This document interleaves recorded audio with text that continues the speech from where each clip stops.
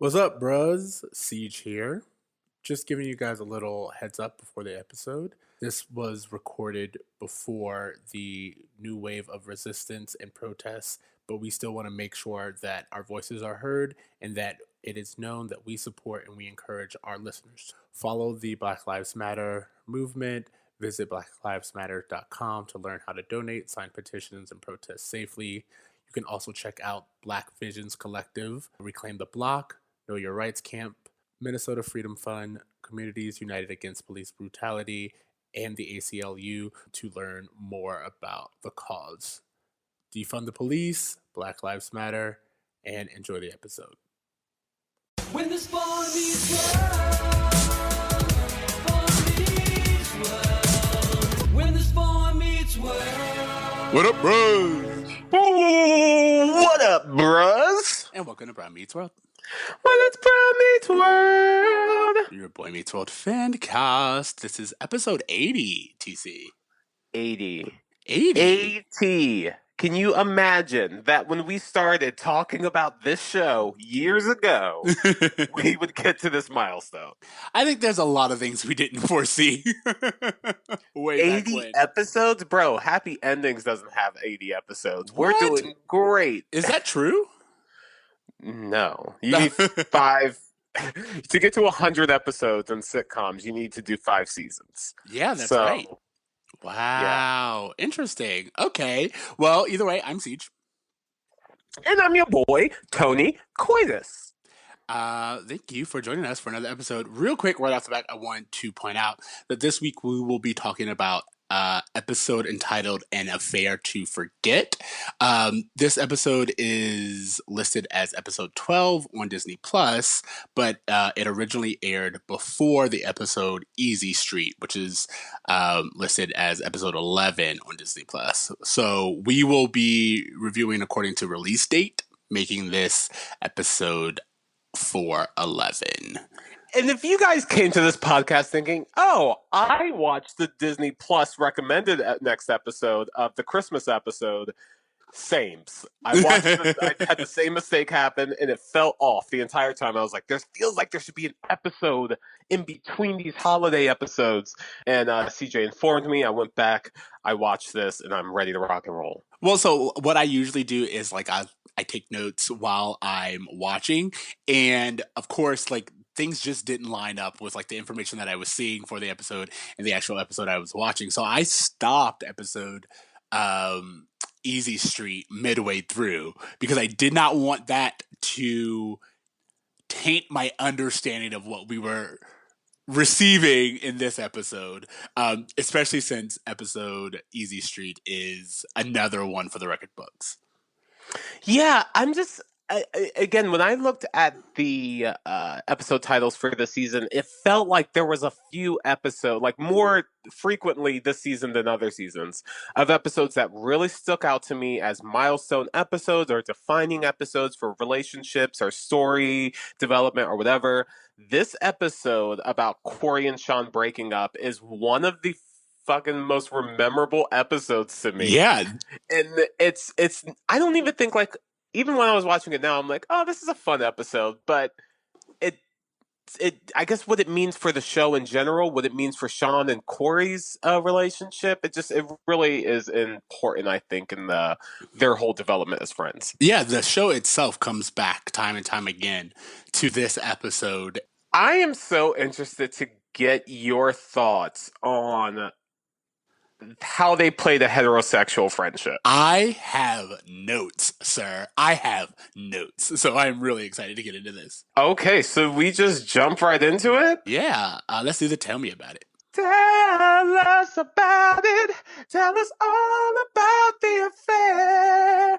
Jennifer's around, beware. Cory shouldn't be right there. Not my best. It's not my best. Hey, you know what? Again, original content every episode. I think, I'm trying, guys. I'm doing the best I can. Practice makes perfect. So little practice is happening. I can't stretch it, guys. I don't apologize. As you said, this is season 4, episode 11, An Affair to Forget. Yeah. Shawn is in shock when his girlfriend Jennifer dumps him. To try to help him, Cory starts bad-mouthing Jennifer to Shawn, but when Jennifer finds out about this, she agrees to make up with him as long as he and Cory end their friendship. In the B storyline, Eric starts his own one-man show. So where do we jump in?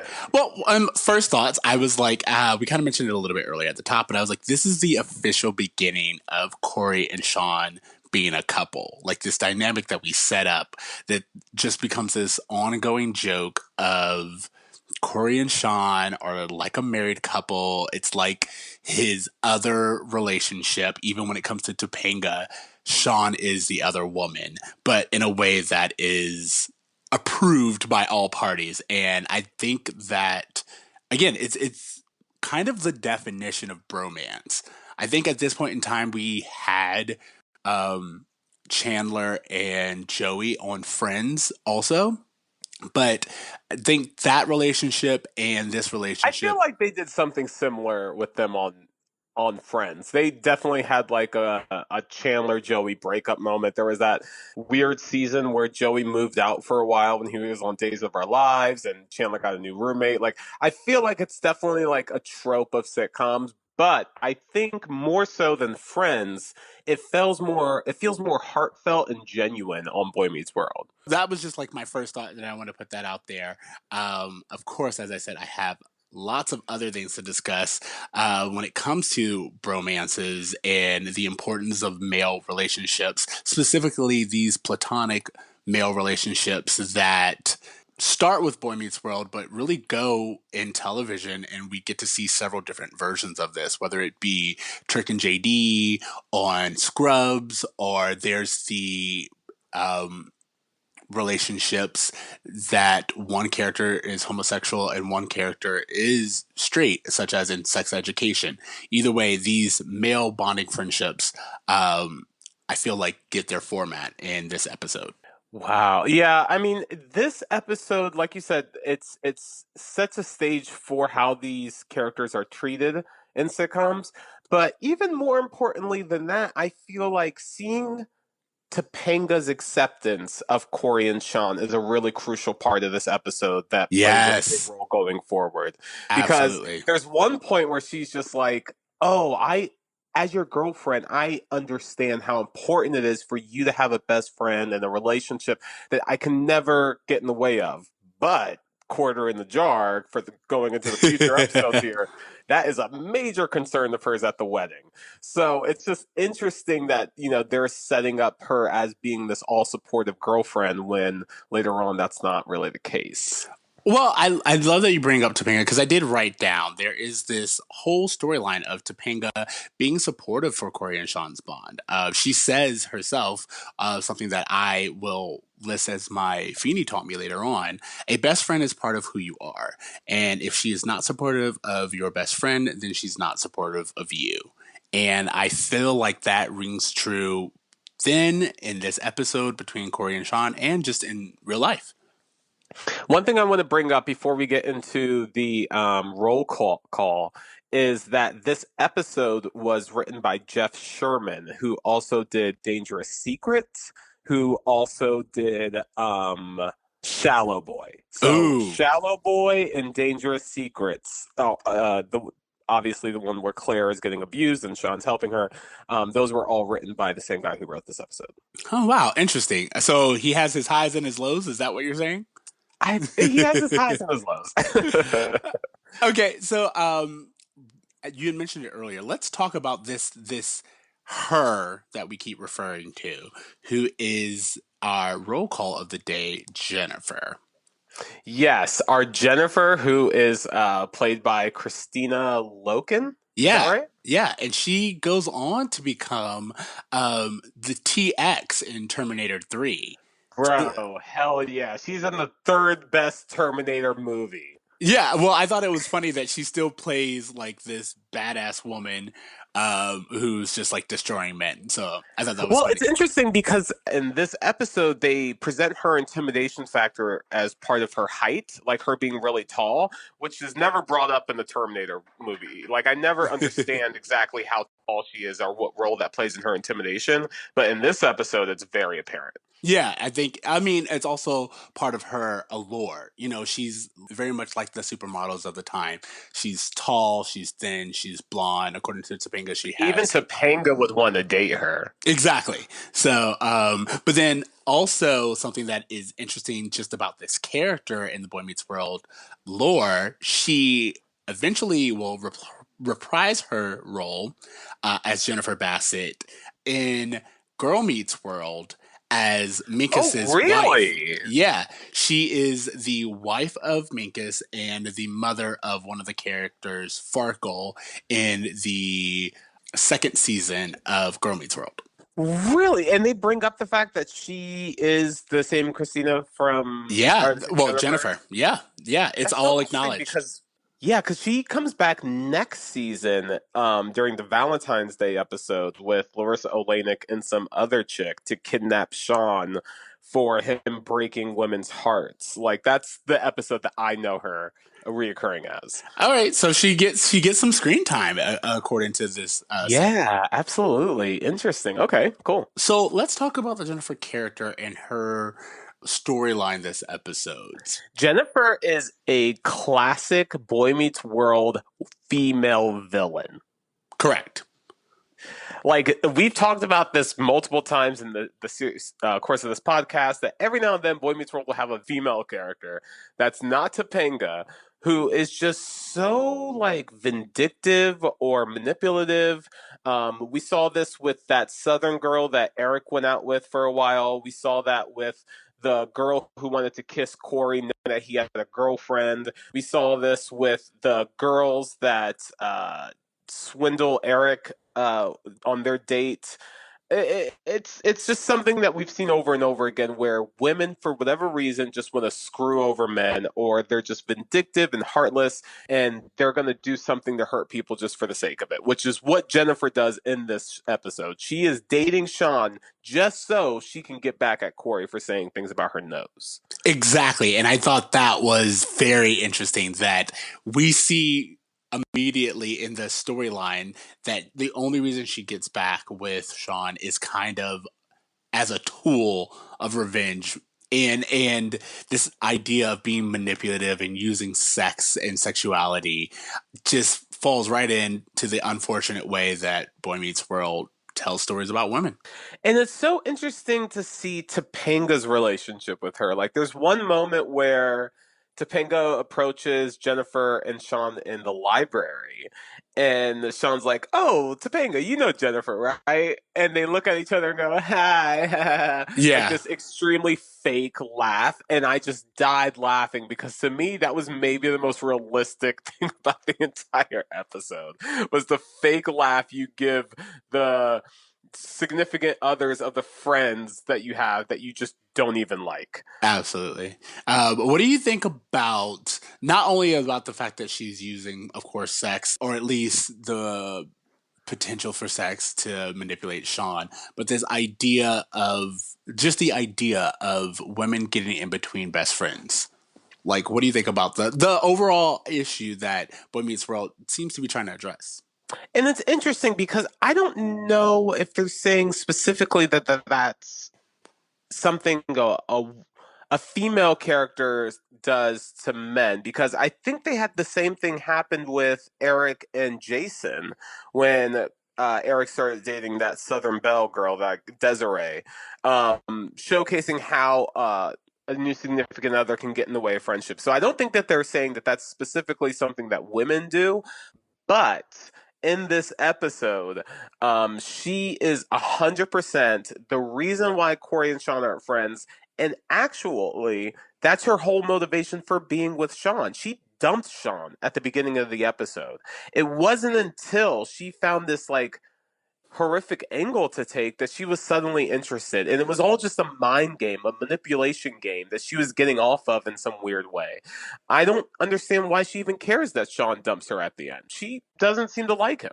Yeah, I agree. But what I think is interesting is the scene in the library kind of shows us the fact that Boy Meets World is bringing up the issue of balancing friendships and relationships and what happens with a bond between two really close friends when one of them or when both of them are in relationships. They have this whole conversation about we knew this day would come, girls going out and basically having other lives, and that meaning that our bond and the time that we spend together just isn't as frequent and as strong.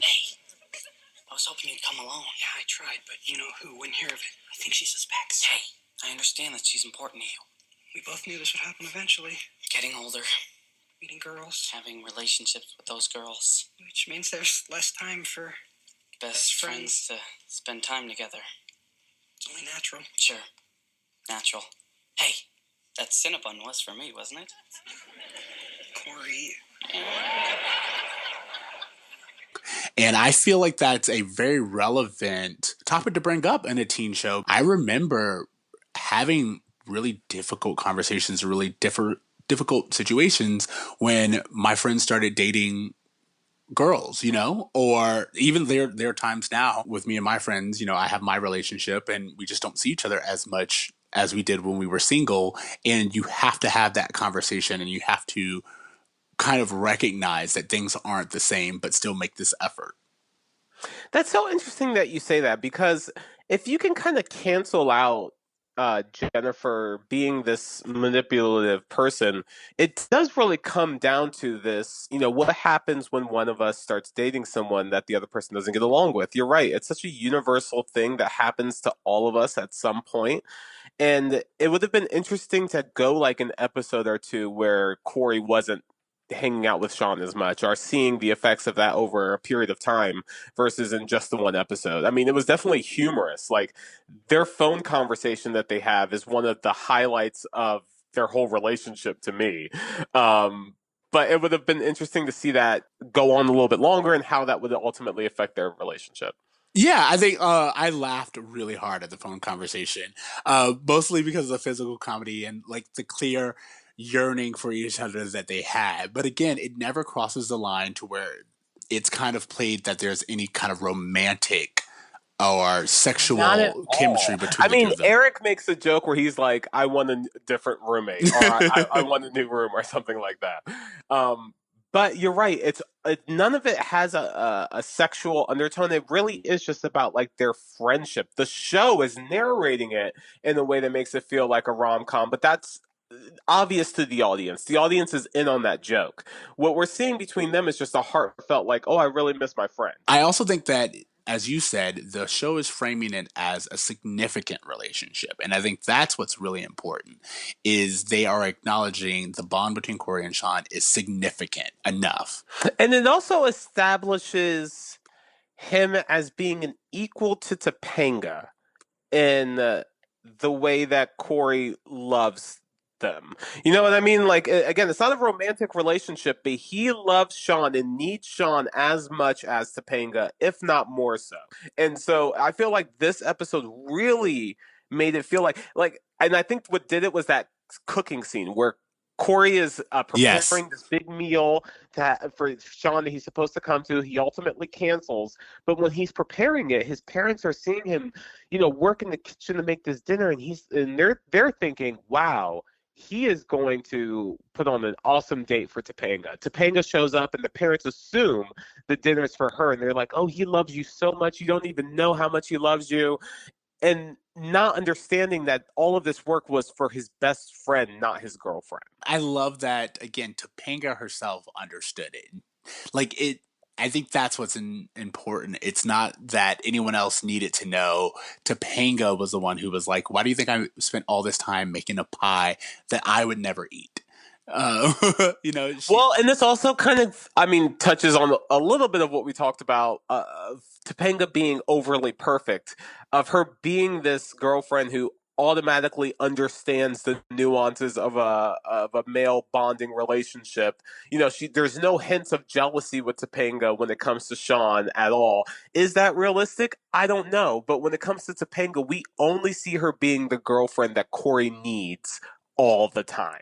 Yes, and I thought I had that moment, and I was a little bit split. And the only reason why I was split is because it still does ring true to me that someone who has known the two of them for so long as she has, like she's not like one of these girls of the week. It's not like they met in high school or anything like that. Topanga has been with them and seen their friendship from the beginning, and she was present when Cory and Shawn were a thing before she even came into the picture. So I do believe that she would understand and just trust that the bond between Cory and Shawn was important enough to support. Well, and it's so crucial to the episode that Topanga be on board with this, because if at any point Topanga's like, well, that's just what happens when your friends start dating, and maybe you should accept this, and maybe her being like, oh well, this is my opportunity to hang out with Cory more. Like if she had taken any of those roads, this episode could have gone in a completely different direction. Instead, she is actually the one that plots the grand master plan that brings the two of them back together. Yeah, exactly. And I loved it. I love, like, not only does she plot it and you get like this very soap opera-esque confrontation between Topanga, Jennifer, Cory, and Shawn, but after everything blows up and Jennifer and Shawn break up and Cory and Shawn actually have a moment to be together, they're just like, all right, well, see you later. And like Topanga's just kind of left there, knowing that she did the right thing, but it's not like they actually go off and spend any real quality time together at that moment. So I thought that was funny. This episode was funny in general. Like I feel like we often talk about like the big political concepts, the ethical issues that they tackle, but there is something about the humor Ben Savage's and Ryder Strong's performance that makes this episode work. It doesn't there's the perfect balance of we understand these people mean something to each other, but there's something sexual there. There's a love that's genuine and real, and it's all coming from the performances of these teenagers. Like it's really a shame that Boy Meets World happened in the 90s, because I really feel like these kids would be so successful and everywhere if this show is happening right now, because their performances are so nuanced and sincere and genuine in a way that I just don't see on a lot of television shows. And so, I mean, whether it's an emotional aspect or just the humor that they bring to it, this cast is just like killing it in this episode, I think. Well, yeah, I think that they were successful, and I understand what you mean. I think that they would be a bigger success, and they would have probably more options and be more of like a staple in media. But everything I see nowadays in media is very much reminiscent of this type of writing and this type of bond. As I said, they are kind of the early establishers of this bromance that we get in later media. I think of the idea that Shawn brought Cory the Cinnabon. Like that kind of intimacy of just bringing your friend a treat is not only funny, but I think of like an episode of New Girl where Schmidt buys Nick a cookie, and like there's this whole big thing about like just the simple gesture of your friend taking care of you in this small way, and what those little displays of affections, what they mean. Oh my god, dude. There's nothing that these kids can't do. Like there is nothing like that you can ask of either Ryder or Ben. Like, hey, I need you to we're gonna tackle fucking child abuse. Are you down?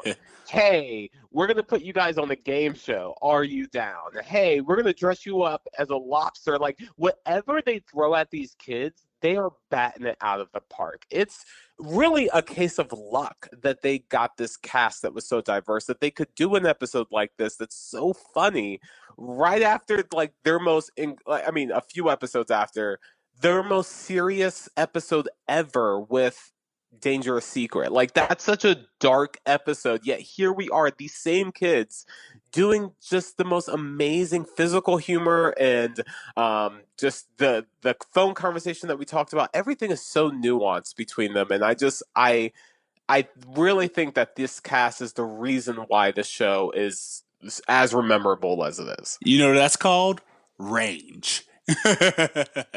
100%. Ben Savage can do anything, even more so than Fred Savage. Because I'm an avid Wonder Years fan, and I know that Fred Savage can't do humor the way that Ben Savage can. It's amazing. Yeah, absolutely. One of the things I wanted to bring up is the significance and the benefits. Like, because again, I think this is partially such an important topic to me because not only are you and I doing this podcast and we're two male friends, but then also like just the relationships that I have with my best friend. And a lot of it is built off of, as you talked about, wanting to imitate the Cory and Topanga relationship in when dating. I think Cory and Shawn's relationship is what I used as a foundation or a blueprint in my friendships, my male friendships. Total. And this idea of being able to be close and trusting and affectionate with other males is a reason why I think a lot of guys in our generation were able to redefine that intimacy and redefine masculinity and really bring friendship to the forefront. I looked up an article from Psychology Today, and it was all about the importance of bromances. And they were like, here are a few benefits of bromances: increased oxytocin, pain relief, lower cortisol levels. It's shown to reduce the amount of stress that you get, increased generosity, and actually opens them up to being more affectionate and intimate in actual relationships. And I thought that that was important because we see a girl kind of try to come in between Cory and Shawn to establish a relationship when, according to science, having your boyfriend having these other male outlets and I don't know, best friends only increases the likelihood of a more successful relationship. So It's so interesting too because I think that we benefited so much from the template of the bromance that we're talking about here yeah, because I think we were the first generation to have that displayed in media. Like, I feel like with my dad's generation or even some of my older cousins, they grew up thinking that any kind of show of intimacy between men was just like gay.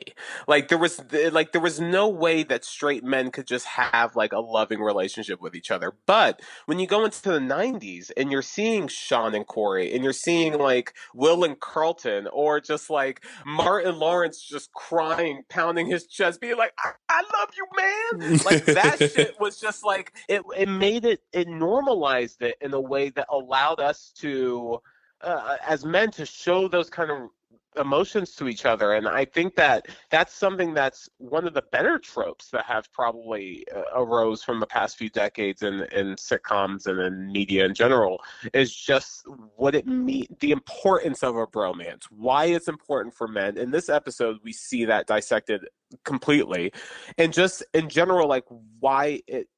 I mean, from my perspective, seeing what it's like to have a generation that didn't have bromances and the generation that have, and seeing how the two generations express emotion is just fascinating to me. yeah, no, I think what you said, like by establishing this kind of trope, and it's not in a odd couple situation where it's like, I'm kind of stuck with this guy and we're Yeah, friends, I but yeah, reluctantly love this guy. That's the fucking Carl Winslow Urkel kind of relationship. That like exactly. I love you, but it's only because like you were so annoying to me, but eventually you broke me down to the point where I can't live without you. That's not a healthy relationship between men. Exactly. Or the again, I thinking back to Friends, the Ross and Chandler friendship where it's like they're close, but also they don't want anyone to ever think that they're gay. And they're very aware of how people are perceiving them. Whereas Cory and Shawn, they don't care. Like there's They don't give a shit about it, bro. Not at exactly. all. And you're totally right. Friends did care about that way more than Boy Meets World did. Yeah, absolutely. And even on Saved by the Bell, fucking Zach and AC were constantly at each other's throats, yet they were best friends. Yeah, exactly. And I think that one of the better tropes, as you said, to come out of this is just the freedom and the normalization of having male friends, best friendships that aren't toxic or competitive, but more so just important and valued. Eric writes a one-man show in this episode. Do we need to discuss that, or Are should we we switching? just... Are we switching right over to that? Is there anything else you want to say about this, Shawn and Cory storyline? I don't think so. I think all I want to just point out is, again, like, Topanga is the reason why this comes back together, and her role in their relationship and them as a throuple of sorts, like this accepted throuple. I think if Shawn were to go along on Cory and Topanga's honeymoon, like, no one would really bat an eye about it. Like, it just seems like there is just a relationship between the three of them, not just Cory and Shawn, but with Topanga there as well.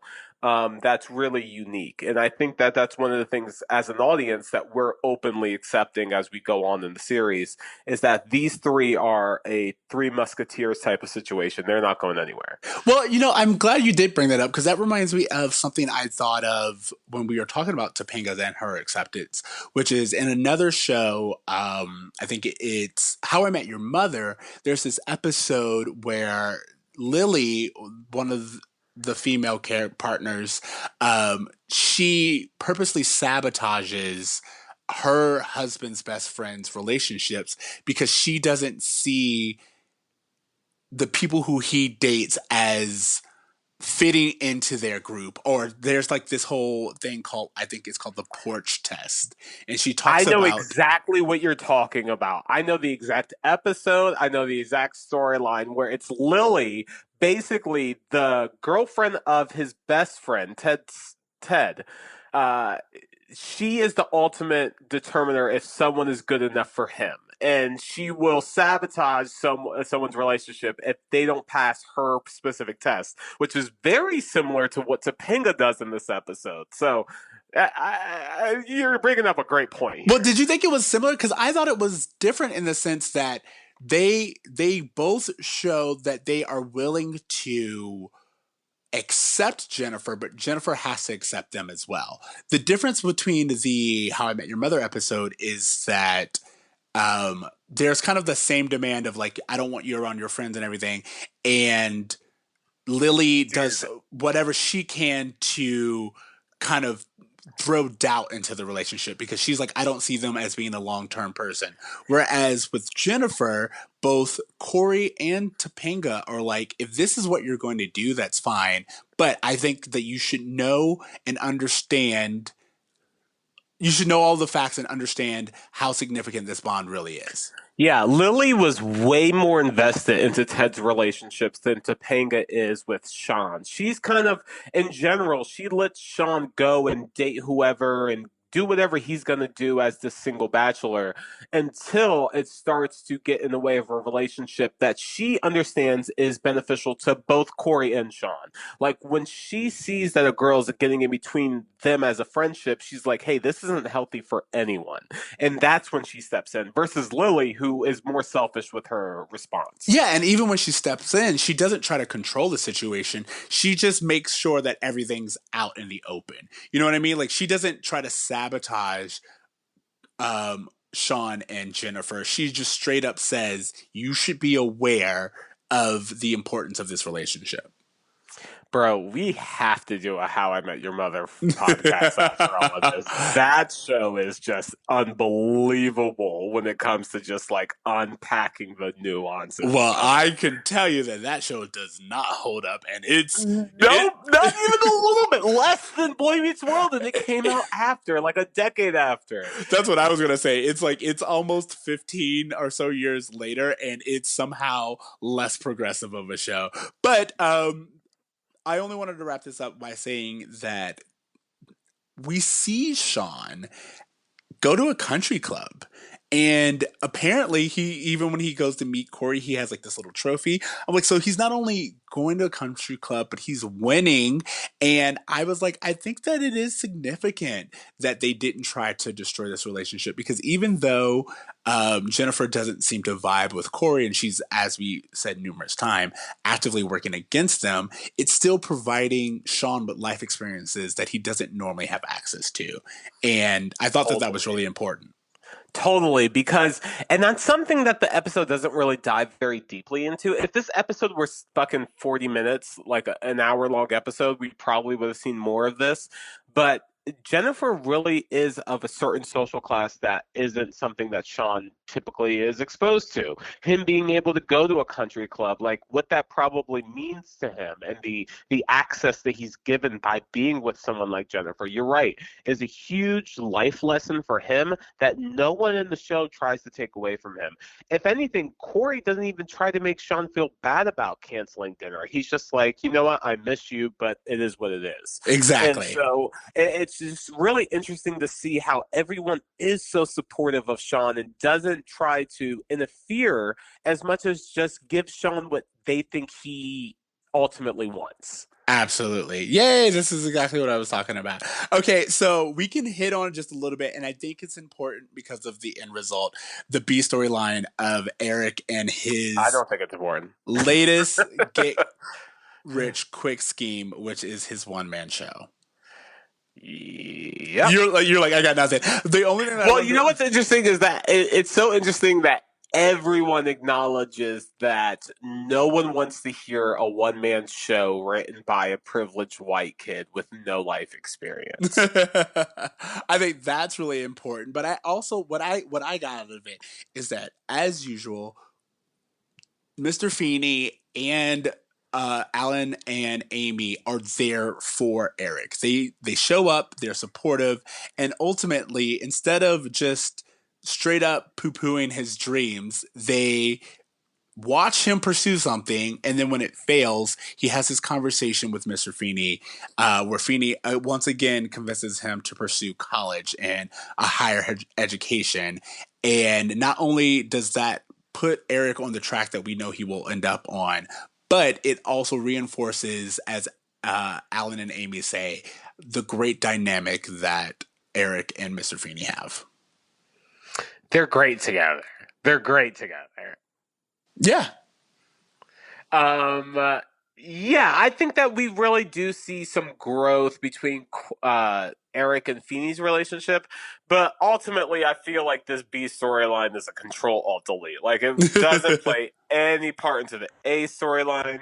No one takes Eric seriously throughout, so the only thing to walk away with, like if this episode was just Eric's storyline, you would be so bummed out, you know. And so if anything, I feel like it takes away from this episode that's probably otherwise really great. Eric and Feeney are great together, and I love when they have interactions together, but there's nothing that was revealed between them. There's no wisdom that Feeney gave Eric that he hasn't already given Eric. Even at the end of the episode, Feeney's like, bro, I told you to go to college and get life experience. Like, I have nothing new to say to you right now other than go to college. Yeah, no. I wanted to at least reinforce the fact that we are now back on the Eric college path. It goes on to play more of a role as the last half, as we enter this last half of season 4 of Eric realizing that his options are limited and him, going back and trying to get into college. It plays a bigger and bigger part as the series goes on. So, I mean, maybe we're dipping into that a bit with this storyline, but ultimately it feels like someone in the writing room saw an ad for a one-man show and thought, let's throw this shit in here. Yeah, I mean, it's Eric's character of get rich quick schemes. Okay. Yeah. Anything else? Do you have a Feeney taught me or? Yes, Feeney taught me that if you don't accept someone's friends, you actually don't really accept them. Look, Cory, when you and I first started going out, I never kept you from seeing Shawn. Because I understand that there's something about a best friend that no one can replace. You understood that? Of course, why would I spend the entire day baking a pie that I know I'm never going to eat? Because you're a sweet girl. And Shawn deserves a sweet girl, too. A girl who understands that a best friend is part of who you are. And if she doesn't accept your best friend, then she's really not accepting you. Yeah, that's exactly what I took away from it. I really thought that quote was important. How about a Brum moment? I'll let you go. I don't know that I have one. I didn't really. I thought everything about this episode was pretty fun and above board for the most part. I mean, again, we get this kind of towing the line of Cory and Shawn's intimacy, but it's never really made to seem sexual. It's only made to seem significant. Yeah, I mean, I guess the bro moment I have is just that Jennifer's whole motivation is to fuck over Cory. Yeah. Like that just seems like one of those things that's like I don't feel like any woman would invest into a relationship she doesn't care about with a boy she already broke up with just to fuck over his friend. But other than that, the episode's great. And I think I was able to oversee it just because that's at this point in time, that's about as cliche of Boy Meets World as is the inconsistencies. So, Totally. okay. What grade are you giving this? I'm giving this episode an A. I know I talked a lot of shit about it, but again, I feel like the relationship between Cory and Shawn, the performances we saw from the actors were really strong. I feel like this is a really memorable episode. Like, if we were doing a montage of Boy Meets World's best moments, like, Which they do. I would include a scene from this episode. So for that, I'm giving it an A. Yeah, I too want to, I want to give it an A, but for some reason, and I don't know why, A minus is coming to picture it. And I think it has to deal with the not so great storyline of Eric. And I just feel like, it's a little sloppy in areas, but for the most part, it's still an A. I agree with that. A minus for sure. Okay, so 2 A minuses, just so for my records. And all right, are you ready to move on to homework? Yeah, sure. I saw for my homework assignment, I saw a documentary on Hulu that I would like everyone to see. It's called Three Identical Strangers, and it is about three men who realize that when they're 19, 20 years old, that they are one of three triplets. That they were all adopted, and the reasons why they were separated at birth is some of the craziest shit I've ever seen in the documentary. So I don't want to give too much away, honestly, because I literally got chills watching this documentary. Like I bursted into tears at some point. I don't know. I was really drunk. I don't know if that plays a role in it. I don't know if you've seen it or not. Have you seen it? No, so it's funny. I saw the other day on your story that you posted, you were watching it, and I was like, I have always seen the promotions for this documentary, but I just never was convinced to give it a try. And your response made me be like, you know what? I will add it to the list. My response was, bro, it's more Stranger Things than Sister Sister. Wow. Which is the most I can like tell people without giving like everything away, but just wild shit, bro. Wow, that's just very, very wild. intriguing. I mean, I have to say, as I said, it's on my list, so count me in. And also just to see three identical people who were raised differently and how that made their lives turn out. Fascinating shit, bro. Okay, something to consider. My homework is, it's really funny and I feel kind of like cheesy talking about it, but there's this new YouTube series that kind of just showed up on my dashboard one day, and I watched one and it just became like this very soothing, tranquil thing to watch, and it's called Primitive Unique Tool. Have you seen or do you know anything about this? I do not. All right, so let me tell you about this. It's called Primitive Unique Tool, and what happens is there's one guy, usually maybe two at most, where all he has is like this old stick, a primitive tool, of course, and he goes out and he creates these mansions or like these multi-million-dollar swimming pools out of nothing but mud. Bro, I have seen this. Yeah. It's a guy literally in the middle of the fucking jungle or rainforest, and out of nothing, he builds the most elaborate pools and shit. I love those videos. Yeah, and they're all in time lapse.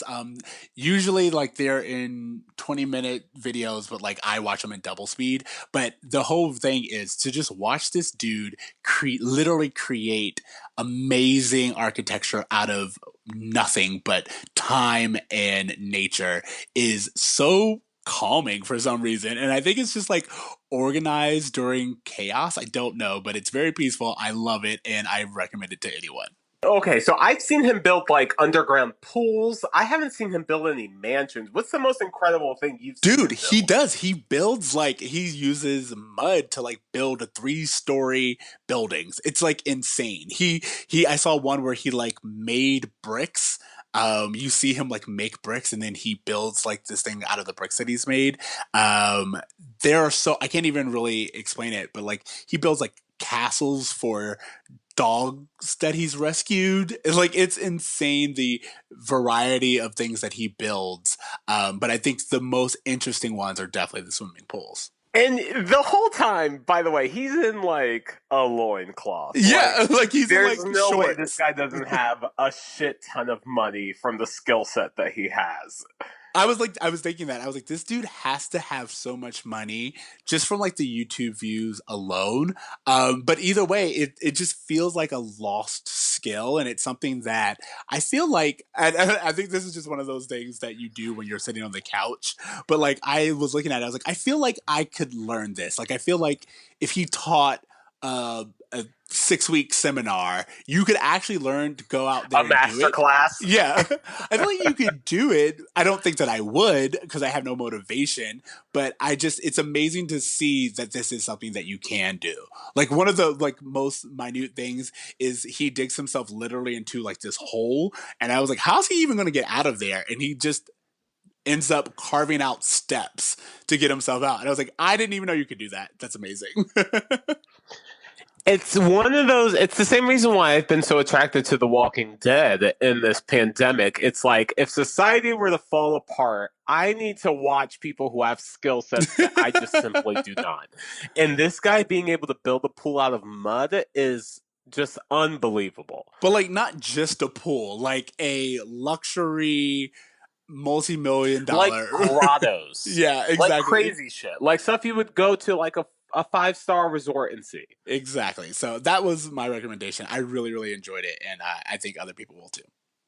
That is great homework, bro. Okay. Anything else? No, we are into our second month of quarantine. We're about to enter our third. I am apathetic towards everything, and there is nothing new, and life is all the same. So that's where I'm at in my Groundhog Day stages of acceptance. It really is getting hard to like even keep track of time because there were like a moment where my boyfriend and I was like, it's this day. And he's like, actually, I thought it was Friday. And we're like, wait, what is it? And we had to check our calendar because... And I'm just at the point where I'm like, it doesn't matter. Like, Yeah. It really doesn't matter what day it is. As long as I go to the meetings I need to go to, whatever is where I'm at. Yeah, okay.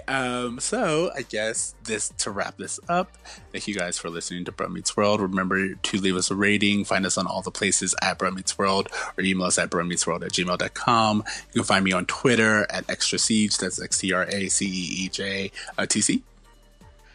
You can find me at @braverme at .braver.me on Instagram. And guys, if you have any thoughts on this episode, if you think that, Topanga was in the right to, interfere in the relationships, let us know. If you feel like Jennifer was, as Cory referred to it, Xanthar, the goddess of death. I don't know if I have that quote right, but guys, let us know what you thought. We're interested.